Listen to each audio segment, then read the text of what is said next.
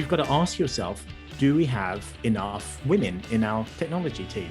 Do we have enough of them in senior tech roles? And if not, why not?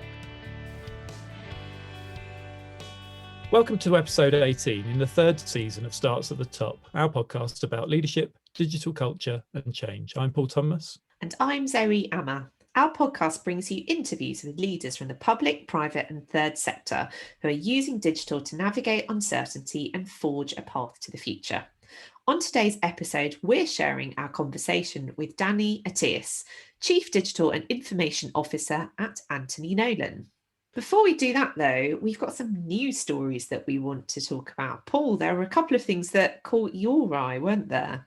Yeah, so we all like a little rant or rantette every so often, and this seemed to cause outrage on Twitter last week now, but this was the story about West Midlands Trains sending, I think all their staff, I think it was across the board to all staff, an email that was basically saying that they were getting I think a £2,000 bonus. And it turns out that this was following some training they'd done on phishing with all of their employees, and this was actually a test.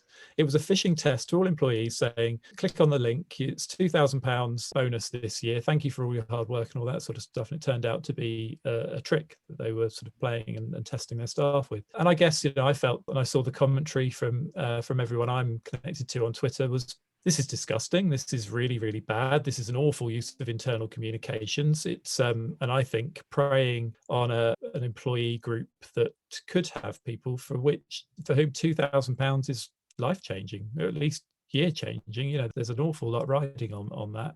But also, I think there was a bit coming through of, well, they really, really have put their money where their mouth is in a very, very nasty and dangerous way. But this is exactly the type of awful attack that we're seeing more and more and more of across all of our channels at the moment. So yeah, that was the first thing I wanted to raise. And I don't know what you thought, Zoe. Oh, it's a horrible way to test your cyber security resilience, isn't it? Because on the one hand, fine, they've probably got a very clear picture now of how good that resilience is.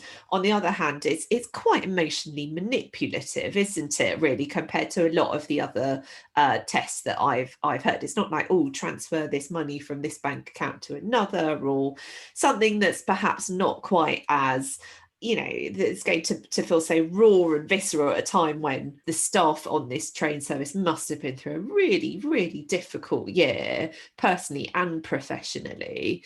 So it just feels very tone deaf. And I know on the podcast the other week, we talked about Basecamp. There have been quite a few other stories recently where it feels like some employers are doing these very, very tone deaf, very sort of strange communications to the rest of the organisation, and employees are beginning to hold them to account. It's this growth of employee activism, and I'm really excited about it. Yeah. No, we're definitely seeing that in all of these return to work conversations as well. Hold on a minute. I quite like the working from home. But yes, I thought that was pretty awful. Anyway, then another thing that I noticed just today was that finally Twitter seemed to be moving towards launching a paid service called Twitter Blue, which is a bit of an unfortunate name for it, I think. It's given where they find themselves with some of the awful abuse that's going on there. I don't think that they need to turn their service any more blue. But I think it's interesting. I've always thought that I would be happy, I don't know, but I would love to see Twitter go back to something that I think it's been missing since probably around 2015, something like that. But the golden age of Twitter was a wonderful place where you could connect, meet people, new people, share ideas and have really quite interesting conversations. And it seems to have moved away. I don't know whether the changes are going to help towards that, but I think they were talking about things like being able to undo tweets, being able to bookmark tweets in a different way, so you can do it by topic and by organisation or whatever it might be. But I think the move towards a paid model is interesting.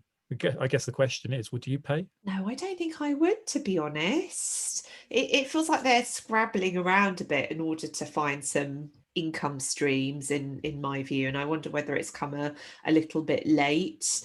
because obviously with all the things that we've seen over the last year that we've actually discussed on the podcast, so things like Chrissy Teigen leaving Twitter, and then the social media boycott from Premier League footballers that you were talking about the other week, feels like a weird moment to be trying to monetize something.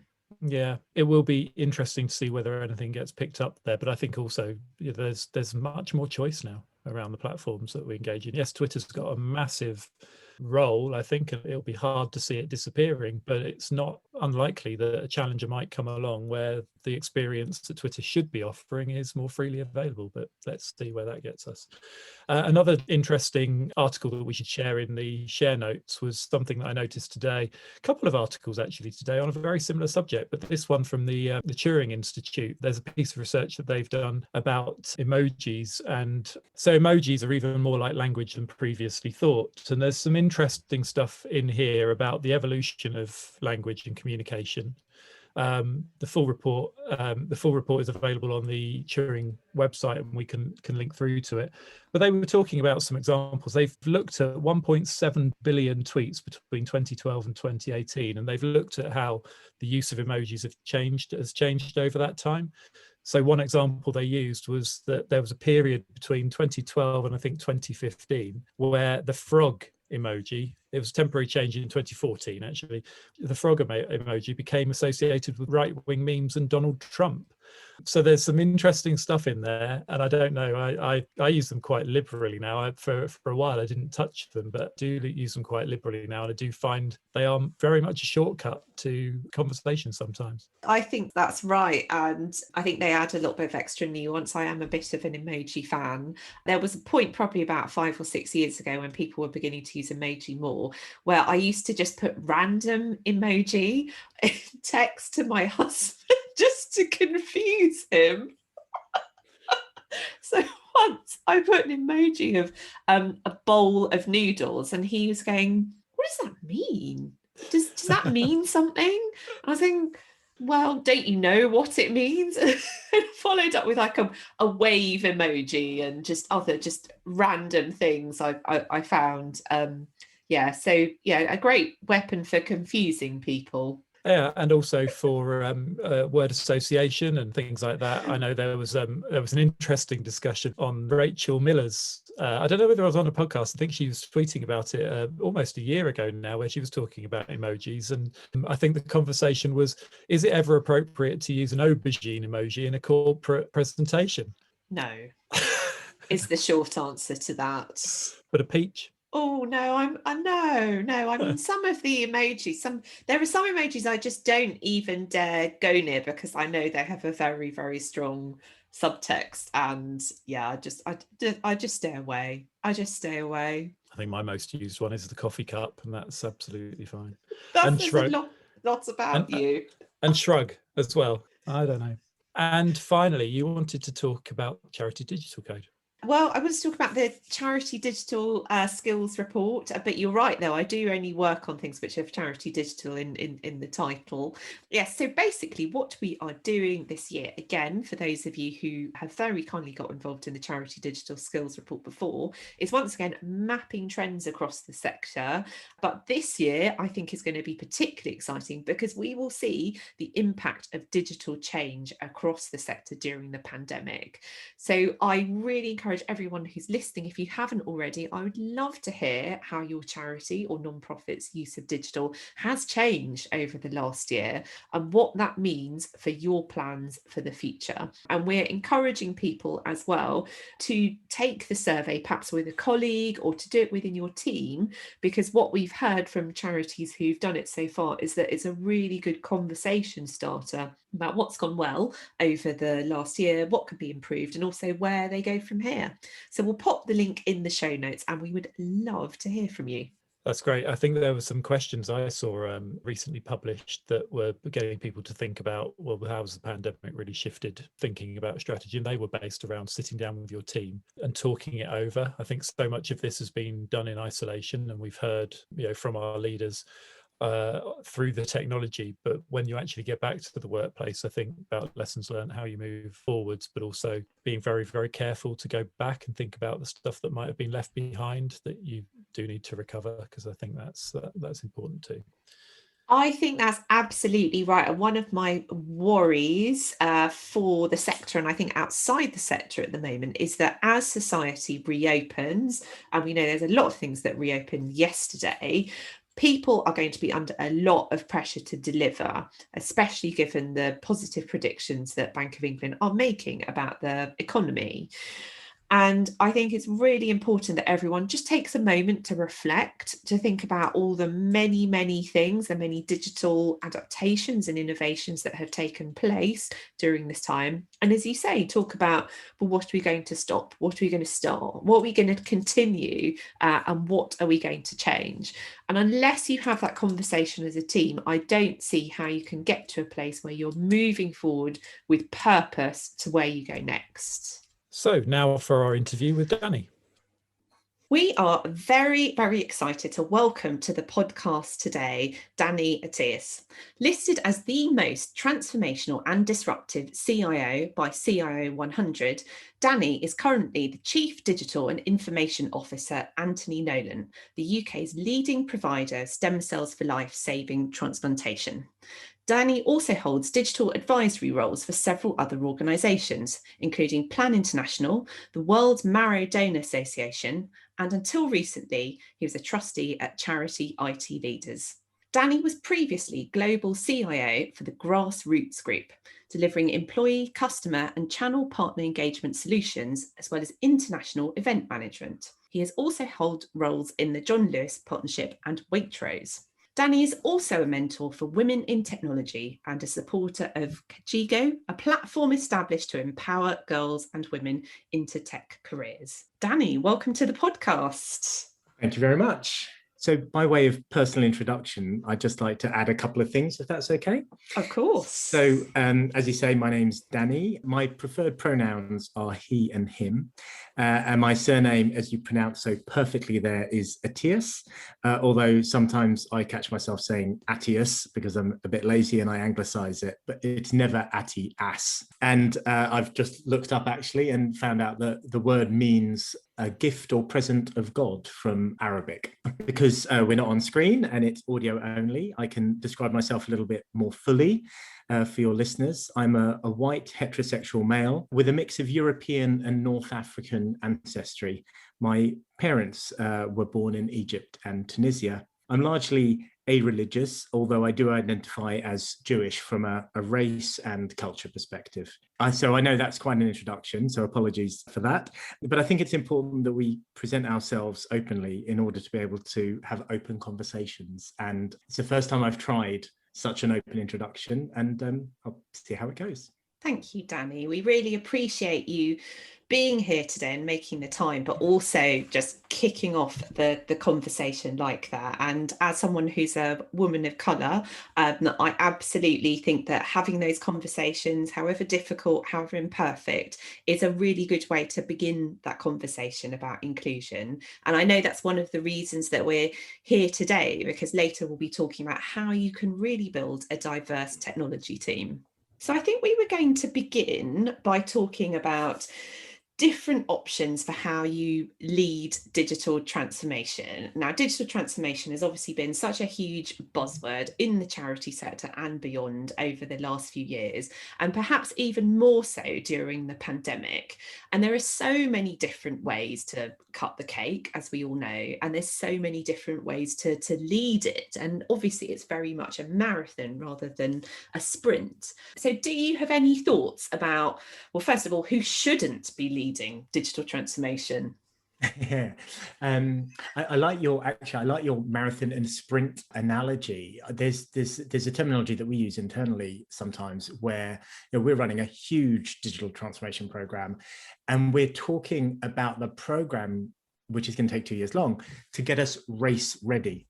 So getting us to the point where we can start the race, but be fully equipped, to have done our training, have learned our lessons, have got the right equipment. In terms of who shouldn't be leading a transformation, well, COVID has been leading digital transformation for most organizations, although I don't think we would have predicted that one just a year or so ago. I think I don't want to disfavor people in this role, but your traditional IT manager, unless they're going on a journey of growth and of discovery, if they're using the same knowledge and the same tools that got them to the point to be a great IT manager, and IT being kind of predominantly an infrastructure type, then I don't think they would be the best person to necessarily lead it unless, as I say, they go through a lot of learning and reshaping. And I'm really not a fan of IT people reporting into finance people. So I would certainly be very nervous about finance leaders, whether or not they have a responsibility for technology leading digital transformation.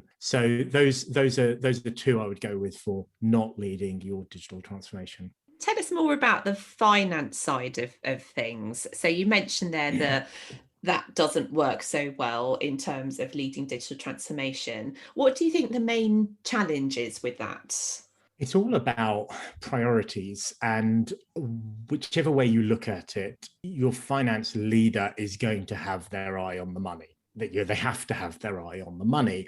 And as much, and that's not to say that they can't be a critical part of your digital transformation, absolutely. But the bottom line is, if their focus is on cost benefit, profit loss, what's my payback, it's just not a good way to start your transformation program. I think it's essential that organizations have someone. Ultimately, it's a responsibility of the entire board. That's clear, and I can expand on that. But someone's got to lead it. Someone's got to take the reins and really help make sure that the board are exercising the right behaviors and so on.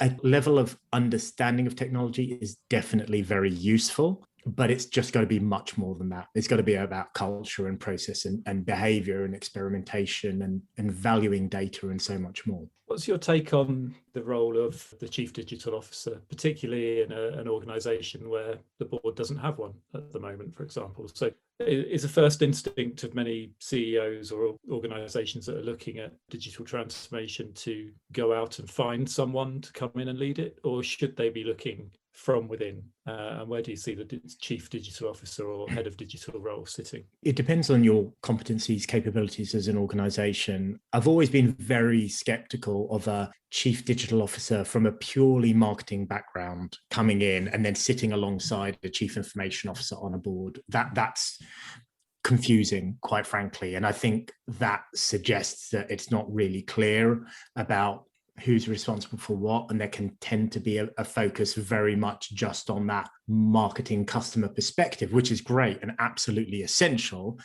but you need to be able to deliver product and you need to be able to analyze data alongside it. So I'm a chief digital and information officer, so I've grown, and I'm that person I just described at the beginning. And certainly I worked in infrastructure for the majority of my career. I only started to really lead application development 4 or 5 years ago, but I've immersed myself in this field very heavily. In fact, I remember meeting Zoe about 4 years ago, and the first thing I probably said to her is, I don't know what digital is. Can you teach me? And I was saying that for about 3 years. It took me a long time to figure it out, but I wasn't prepared to take the lead on it until I started to understand what it is. So I think people can come from different backgrounds, but they've got to be prepared to be open-minded and not work in exactly the same way that they always have. So if they're coming from that pure IT, you're not going to get digital transformation by doing it the same way that you always have done. And the same applies to digital officer if they've got a marketing background. So should they come from within the organization? I mean, if you've got the capability within the organization, then yeah, absolutely. Get some external help to point you in the right direction. Why not? You don't have to always go outside to get it. You touched on something there that I think would be remiss not to sort of jump on straight away. But one of the things, Zoe and I worked on a project before the end of last year. And one of the questions we asked, and I think it was in our very first meeting, was for the people around the table to define digital. For someone that sort of admittedly thought, well, I don't really know or understand what it is 4 years ago, how would you define it today? And a subset of that question is, do you still use digital as a word internally to define the work that you're doing, if that makes sense?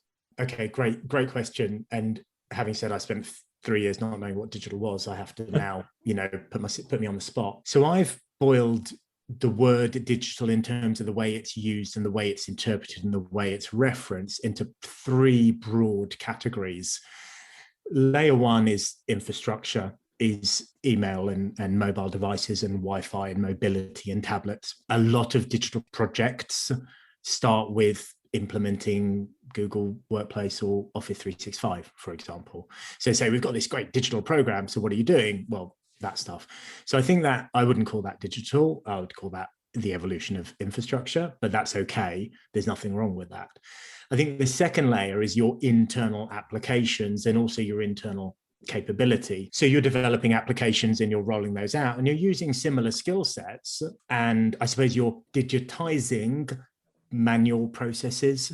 You're moving from paper forms to electronic forms for your HR and so on. And that's digital, that's your digital workplace, and that's okay as well. When I use digital, I'm really referring to customer experience, really changing the way they engage. So yes, you could loosely use it to talk about digitization and paper forms going online, but it's about different ways of engaging with people. And you just need to look at the marketplace to say, what's different? What have they tried to do digitally that's really different? A simple example that I use is just even when you go and pay for your fuel up your car and you pay for the fuel and there's a QR code and you can have an app and it knows where you are and it's context aware and so on.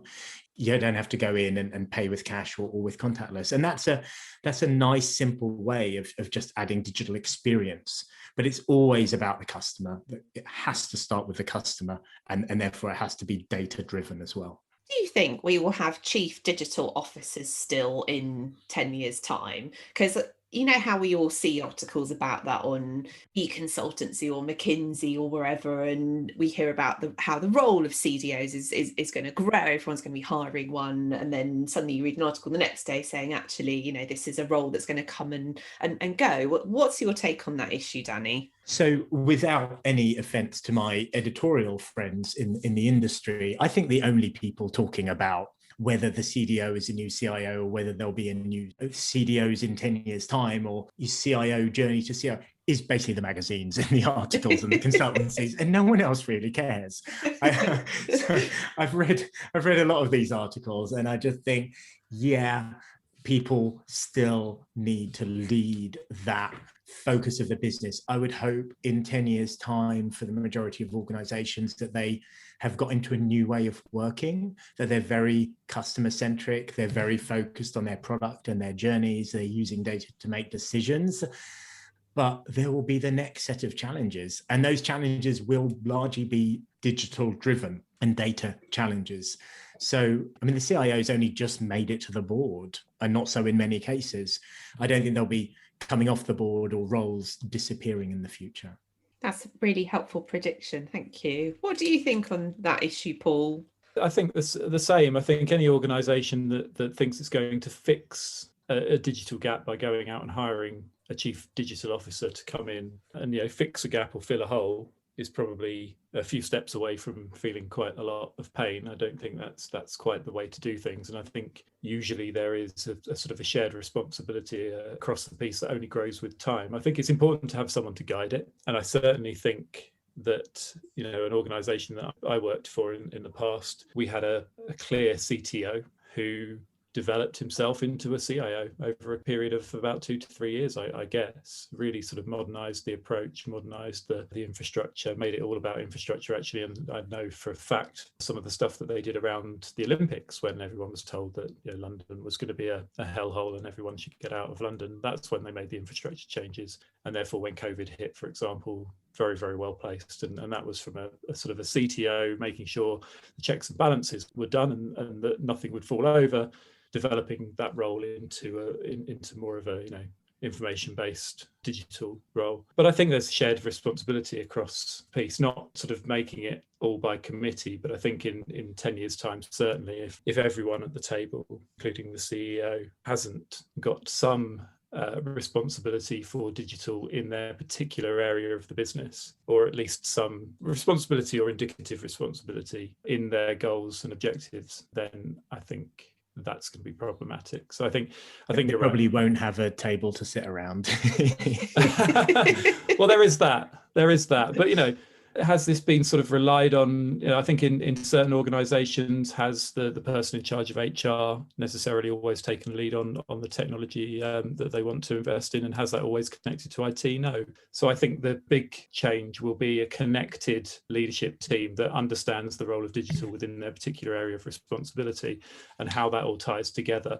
Ultimately, though, you probably do need one person that takes responsibility for communicating that out across the business and what's happening. But I think that's probably the bit that will die away, and that we'll just expect our organisations and our leadership to be able to tell that story. I think at the moment it's useful to have somebody that can sort of translate what's going on half the time. And I guess, Danny, that's probably a role that you play, one of communication across the business. This is what we're doing, this is why we're doing it.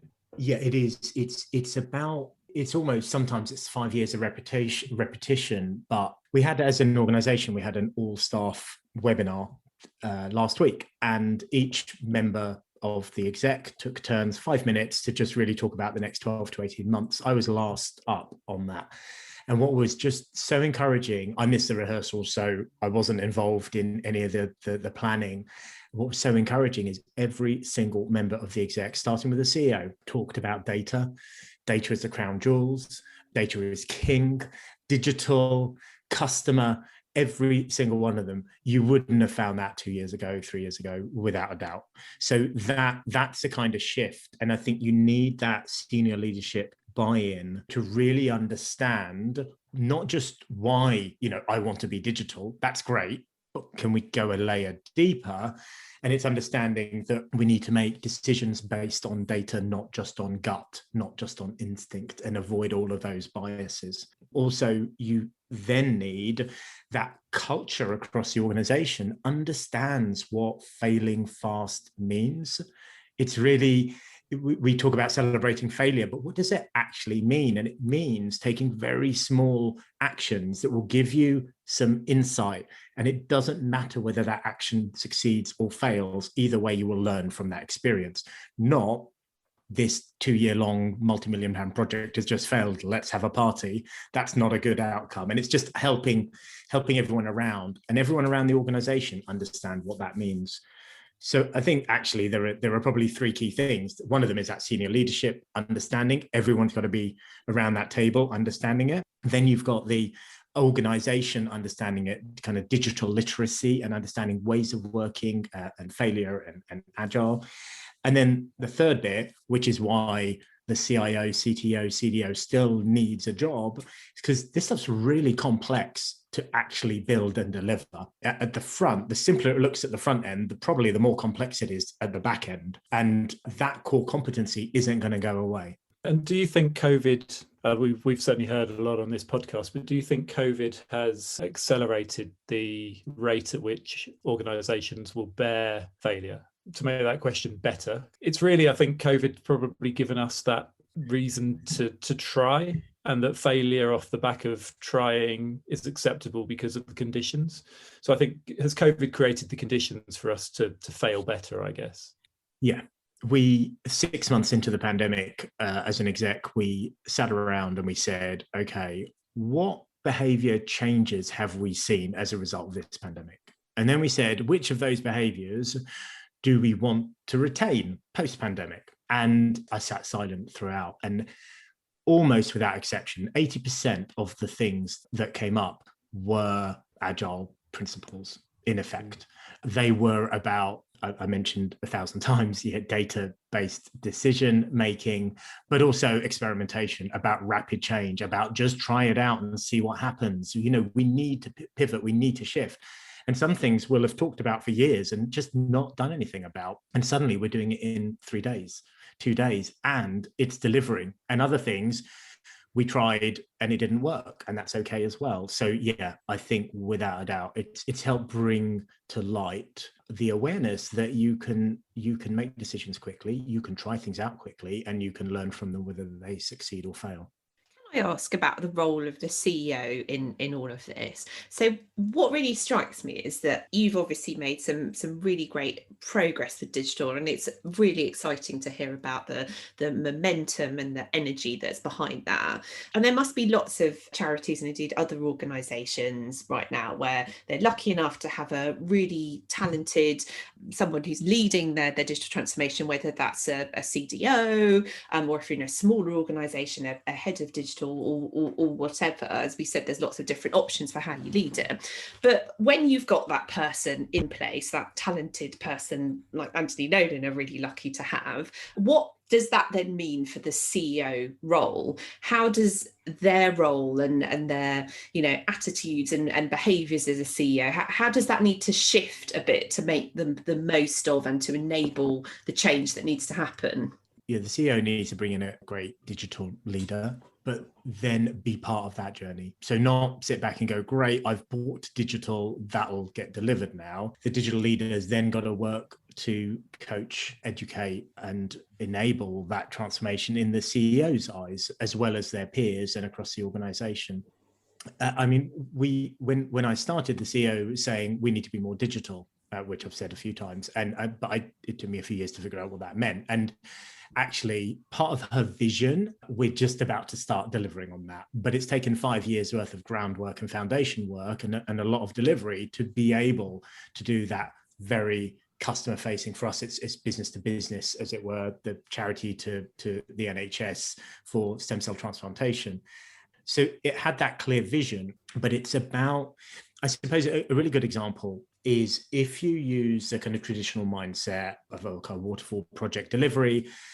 Up front, you want to know what's the product going to look like, how long is it going to take to deliver, how much is it going to cost, how many people do you need? And I would spend year after year just saying, I can't answer any of those questions because I don't know.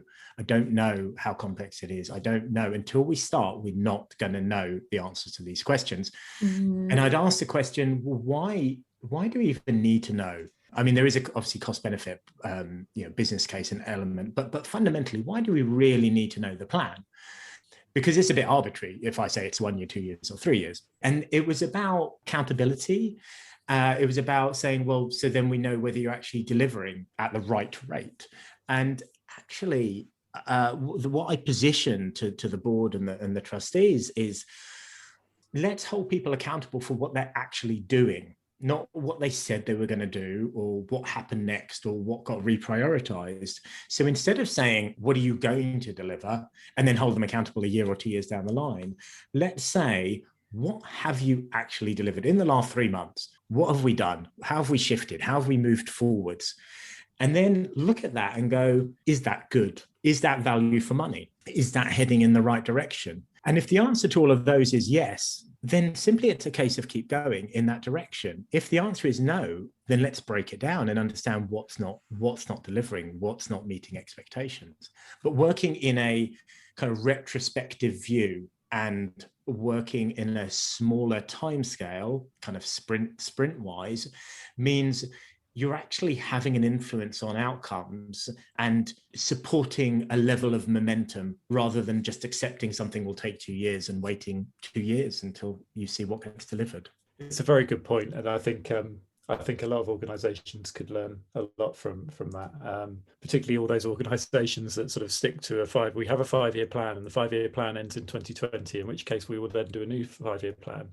And imagine if you had a 5-year plan that ended in 2020. Everything got thrown out with the bathwater then. Yes. So we're focusing on the last 3 months or where you've got to in the last quarter with a destination in mind, but a sort of a journey to get to that destination that might take a left turn, might take a right turn, might be straight, plain sailing straight ahead, I think is probably a good approach. What do you think? And don't get me wrong, there is nothing wrong with having a 5-year strategy or a 10-year strategy. No. That's perfectly fine. But mixing up the 5-year plan with the 5-year strategy are two very different things. Definitely. And because of those changes that you mentioned, Danny, has that meant the way you kind of plan and you monitor performance as an organisation has changed? It sounds like it's shifted from the perhaps traditional ways of doing that. I think the main shift has been towards trust. So it engenders an element of trust. So it's saying, okay, in some cases,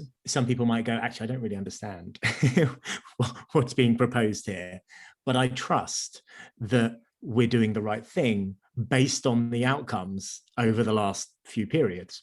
You know, it has reduced the cost of running our infrastructure, or it has increased the market share, or it has increased the amount of fundraising. So I trust that we're going in the right direction. So that there's an element of that. Now, I'm not saying run your business on trust completely, but it's an important component of it. And in terms of how we do things, I think the way you do things changes, not just in the state of the world and pandemic, but it changes with your relative maturity at any given point in time. So I think if you come into an organization and say, right, this is how you run a digital team, and you start recruiting into the right roles and you put the right metrics in place and so on, it's not going to work. And I know I inherited a team like that, which had all the right principles laid out, the right map had been drawn, but the people didn't know how to read the map, or they just weren't ready for that journey. So I've changed the shape of my team dramatically, probably every year in the last 5 years. And just as sometimes you look at it and you go, it's perfect. I wouldn't touch a thing. And 3 months later, you're looking at it going, right, we need to change this. We need to recruit. And that journey of transformation is not one of fear and change for the team or for the organization. It's a journey that they all go on together. So I'm working with my team at the moment to get them to redefine what it means to be product focused rather than technology focused historically, for example. And they're the ones to define it. They're the ones to define their own roles and what they want to see. And then we socialize that across the whole organization. Wow, that sounds so exciting. And it takes us to the next thing I know we were going to talk about, which was how you build a diverse team in tech. So tell us about your journey with that. Okay, so I'm going to just in the middle slot in one other thing, which is very briefly mention what my organization, Anthony Nolan, does. By I mean the organization that I work for, not that I own or run. So Anthony Nolan are a national stem cell register, as you mentioned at the introduction. And what we do is we recruit people, adults who are unrelated, to join a stem cell register, provide us with their DNA, and then through that, working in partnership with 100 different registers all over the world, we try and find matches for people in need of a life-saving transplant. So that's what we do. We do lots of other things that all complement that, including running DNA laboratories and cell therapy businesses and patient support and research and so on. But I just thought it would be good to kind of understand the context in which we're speaking about. So in terms of diverse team, I think it's got to start with the person building the team. It's got to start with that individual. It's got to be team driven, absolutely, but there's got to be that vision. There's got to be that strategy. And that person needs to educate themselves first and foremost. So you don't build a diverse team to tick some boxes. You do it because you've really understood the benefits of cognitive diversity, of socioeconomic diversity, of gender and race diversity within the team, and the benefits that it gives. And that's something that's just proven time and time again. So it's understanding the need for that within your organization and what benefit it's going to be. That's your starting point. You then reach out to wonderful resources and organizations such as the Tech Talent Charter, which we were signatories of about a year ago. And they're great because they are collecting lots of data. They're helping identify the benchmarks and understand the trends, particularly in technology. And then you've got some baselines. You've got something to work with and something to work against. And it really makes you stop and think about your objectives. So then you need to just be involved in the conversation. So get involved in external conversations, run internal conversations to really understand the benefits and the differences that it makes to be able to create and sustain and recruit a diverse team. Ultimately, I mean, the way I like to think about it is I've got to be a better ally. So I have plenty of privilege. I'm in a developed country, I'm white, I'm male, I'm in a senior leadership position, and I'm not shy of that privilege, but I acknowledge that privilege, and I want to use that privilege for the best outcomes for everybody. So wherever I can. And anyone in that position that's talking about building a team has some privilege because ultimately they're in the position where they can recruit people and give people opportunities that they might not have otherwise had. So that's really important. And then also it's about being very open to feedback, listening, reflecting, looking for trends that might help you identify your own unconscious biases, really creating safe spaces with people so they can help you identify your blind spots as well. So I think that's a kind of quick intro. Well, it's not quick, apologies. That's a kind of intro for the way you would approach something like this. The things that we've specifically done is that we have used a variety of different ways. So we have worked with organizations that use apprenticeship schemes. So for example, training people up from within the business or even within the existing team to increase their skills and move them into more significant positions or introduce them to the world of technology. We've worked with organizations who have retrained people from other professions to become technologists, which is brilliant. We've had 5 people so far, and they've come from a really wonderfully wide range of different backgrounds. One was an international DJ, which is pretty cool. He kept getting spotted when we'd go out on team days. People would go, "Isn't that world famous international DJ?" Well, actually, he's one of our developers who's been retrained, and that's been really nice. And then we're very open in our selection. So if we're using an agency, we will mandate that there is diversity in the shortlist. So they don't just send us 10 CVs for an information security manager that are all white males, for example. There's got to be diversity at the start point, otherwise there's nowhere else to go. So those are just a few examples, and there are probably a few others as well, but I don't want to hog all the airtime, Zoe. That's so helpful. Thank you. That's a really comprehensive, practical guide for how to do it, because my feeling from talking to lots of organisations across the sector is that it's very good to see this appetite to really tackle this sector and societal challenge, but so many people seem to be wondering, well, how do I get started and what happens if I get it wrong? So that's such a helpful step-by-step process for people to follow. I suppose the only thing I say, have conversations. I'll probably elaborate. Have difficult conversations.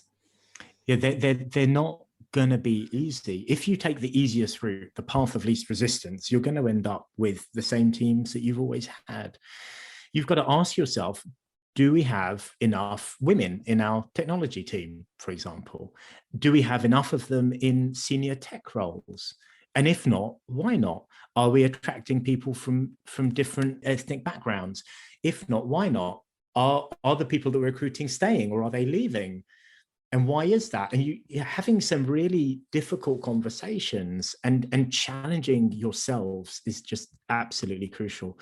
We got to a point, we just had a resignation actually, so the numbers aren't quite right, but we got to a point where we had more female developers in the team than male developers. And I think the industry standard is less than 20%. So we're really happy with that.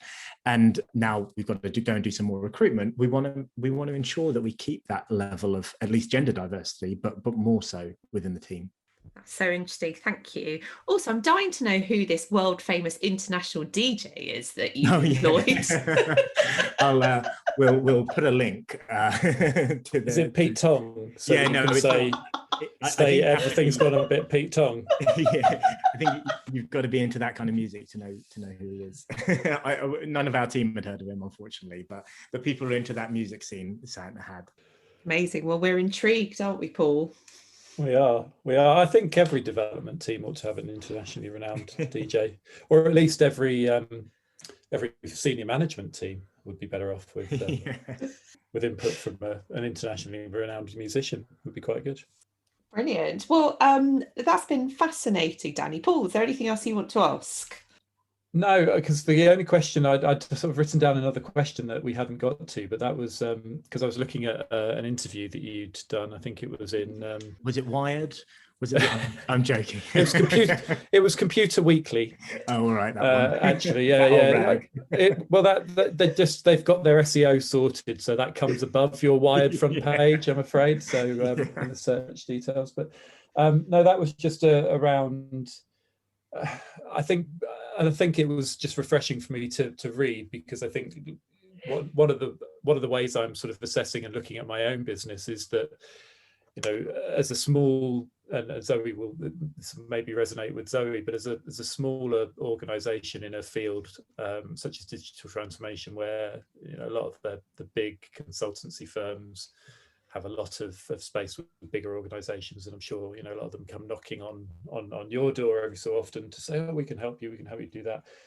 seem to want to fling people out to the sort of the third horizon of change, right over here in the distance, where the robots are taking over and AI is a big fixture and all that sort of stuff. And you just said something in there about making sure that you have digital planning in place that matches the appetite and ambition of the charity. And I just thought that was really just a nice, refreshing look at it, to say, do you know what?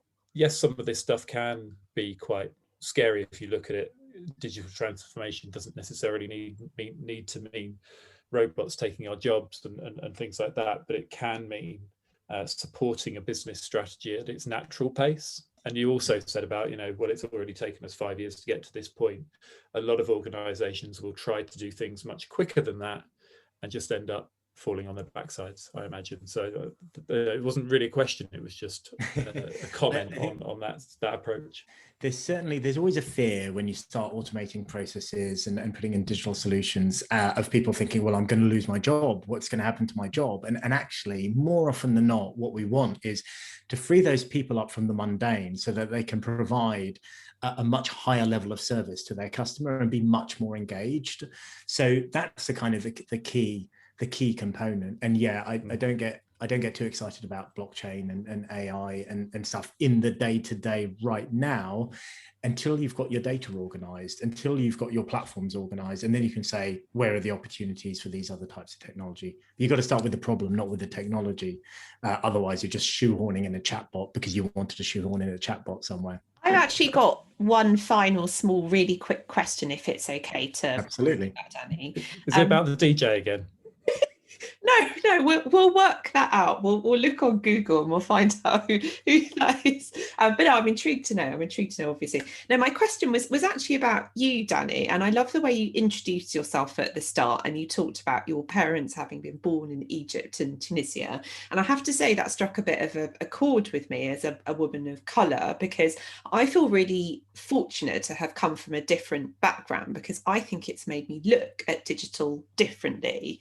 And is that something that you feel as well? I think it's quite interesting. I was born in the UK. I went to a private boys' school. And so in one hand, I'm quite British. And then on the other hand, I grew up at home talking Hebrew as well as English, and food was different, and family relationships are different, and so on. So you get this kind of mix of different cultures and influences.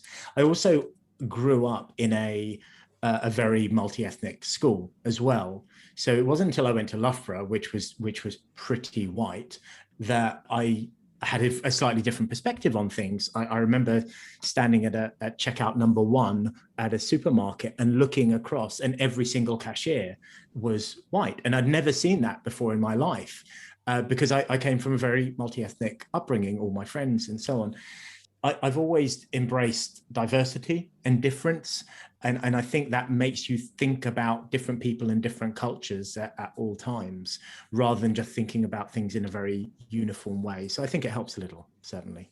That's so interesting, because I've got this theory that there are a lot of really good leaders out there who are code switchers. And what you've described there about growing up and having a different experience at home and a different experience at school is very much to me about code switching, because I think it makes you really good at sensing different situations and adapting and not being scared of change. So thank you. That was fascinating. I suppose the one other thing I would add is also the same way there was ethnic diversity. Women have always played they've always been very strong role models in my life. So I suddenly enter the workplace and people are talking about women in the workplace and women CEOs. And I kind of start by scratching my head going, why are we even having this conversation? And I understand why we're having the conversation, because there is a problem, but I can't understand, how did we get into this state in the first place? Because the way I grew up didn't have that message. There wasn't this kind of man, woman, even though I went to a boys' school, it didn't matter. I just found it very strange, and you need to adapt to it and you need to understand. I suppose it goes back to what I was saying about being a better ally. So where you see these problems, calling them out and just going, these things are not acceptable. They've never been acceptable, but they're definitely not acceptable now, and calling them out. Even those subtle things about a man taking credit for a woman's idea in that meeting because she said it very quietly and then he repeated it and got the credit for it, or speaking over women in the meeting. Those are the type of things to look out for, and being aware if you're doing it yourself. which invariably I'm sure I've done without even realizing it. Those are the kind of things to look out for. And I suppose your background and your culture helps inform you and helps you understand those things a bit better. That's brilliant. Thank you so much, Danny. We've loved talking to you. Been an absolute pleasure. Thank you very much for having me on. That was a great episode, great conversation with Danny. Zoe, anything that you took away from the conversation? Oh, wow. There was so much there. I love the way Danny unpacked who should really be leading digital transformation. I would love more people to hear about the pros and cons of those different options he mentioned, because they're going to be different for every organisation. And then I loved his kind of step-by-step guide to how you build a diverse team in tech. It was incredibly practical. So I hope everyone finds that as useful as I did. Yeah, and I think being brave about the use of the term digital. How long should you be using it for? What's the change you're actually trying to make? I think there was some really, really insightful stuff in there, and I hope people really enjoyed the episode as much as we did. And go back and get in touch with Danny and ask him all your questions, because he's very, very open to sharing what they're doing, Anthony Nolan.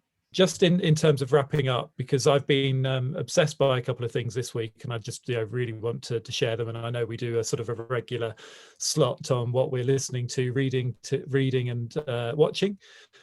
So on the listening front, I like you, I picked up and I got completely obsessed by the Bicep album, and now listen to it almost every day. It's really good to work to. Oh yeah, I've figured it's very easy to work to, and also I've recognised in the past 48 hours that old Spiritualized albums, particularly Pure Phase, is a really good working album, because it's got some really sort of droney instrumental bits in there that are really, really good. One that I have found that is really good to listen to, but is the most excited, and this is why I want to talk about it, the most excited I've been by guitar music in a long, long time, is the Squid album, Bright Green Field. Brand new band, a few years old from Brighton, and they are really, really exciting. Lots of screaming on one of their most popular tracks, which wasn't going down too well in this house, other than with me. But when everyone's out, I will put that up very, very loud and bop around the room to it, because it was really, really good. The St. Vincent album, Daddy's Home, as well, was out last week and is a really, really good one. I think you might enjoy that one, Zoe. I've heard that's really good. I've heard some of it on Six Music, actually. So I'll try and listen to the whole thing. It sounds really great. It's very good. And on the watch front, and I'm not sure you'll be able to get this because it's I think it's on Sky Atlantic, but me and my wife are completely obsessed by Mayor of Easttown at the moment, which is the new Kate Winslet drama, which is absolutely phenomenal. And I urge you to go and have a look at some of the reviews, and particularly the reviews of Kate Winslet in that show, because it's just such a powerhouse performance. There's sometimes when you're watching it thinking, that can't be Kate Winslet. It's just incredible. The weight of the world borne on those shoulders, and just that sort of a grumpy female detective who just bears the weight of the world on her shoulders, and it's just brilliant. Just the way that she acts it is fantastic. And I'd love to hear any other fans of Kate Winslet and Mayor of Easttown that are out there and willing to jump on Twitter and have a conversation with me about it. 2 more episodes left, and it's really, really, really, really, really good. Anyway, nice one. I've heard that is great, actually. I've not seen. Oh, we don't have Sky Atlantic, thinking about it, but maybe I'll be able to see it sometime in the future. I'm sure you will. I think it's destined to be a bit of a classic, actually. Well, thank you all to listening to episode 18 of season 3. We'll be back next week, we hope, with another episode. As usual, please do send us your feedback. We'd love to hear about anything that you feel you'll do differently after hearing from any of our speakers from the series. You can share your plans, ideas or questions with us on Twitter. We're at @startsatthetop1, and you can email us at startsatthetoppodcast@gmail.com. And if you're listening to us on a platform that allows you to leave a review, it would be great if you could. And something I picked up from another podcast recently, if you do leave a review, what Zoe and I will do is we will go through and identify people that have read reviews, and there might be a prize in a future episode for somebody that leaves us a lovely review. Prizes only go to people that leave 5 stars reviews, though. But thank you very much for listening, and we'll speak to you soon. Speak to you soon. Thanks for listening.